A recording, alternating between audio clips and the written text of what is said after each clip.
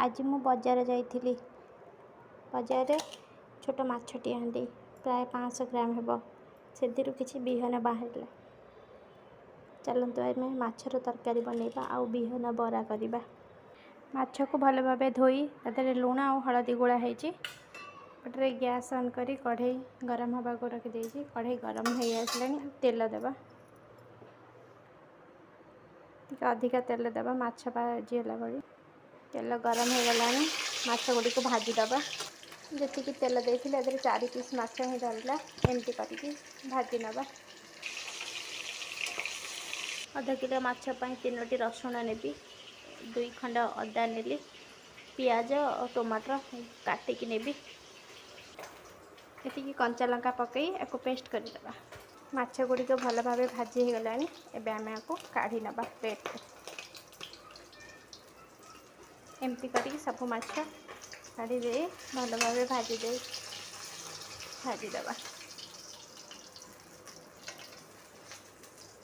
ठीक यहीपरि भाव माछ गुड़ी को भल भाव भाजी ने मसला गुड़ी को बाटिक नहीं आसली पियाज कटिदे टमाटर गोटे काटी नहीं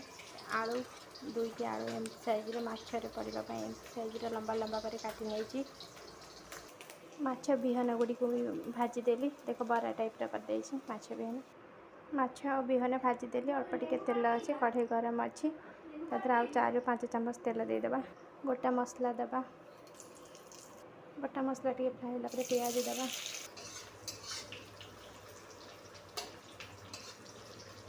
पियाज तेल भाजी आसला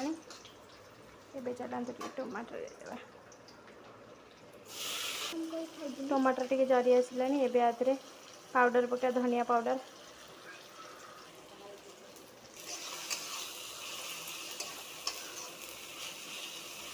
मसलार दे दी मु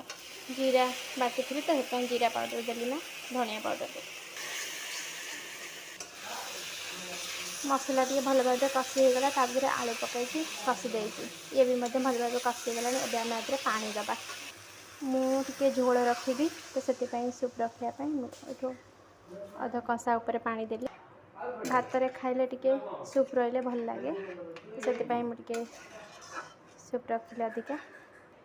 एबे आपको घोड़े दबा 5 मिनट फुटा दबा देखा ए माछ तरकारी फुटिलाणी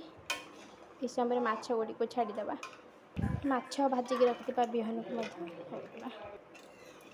एमती भल भाव गोड़े आपको 5 मिनट सिझा दबा ठीक मसला टी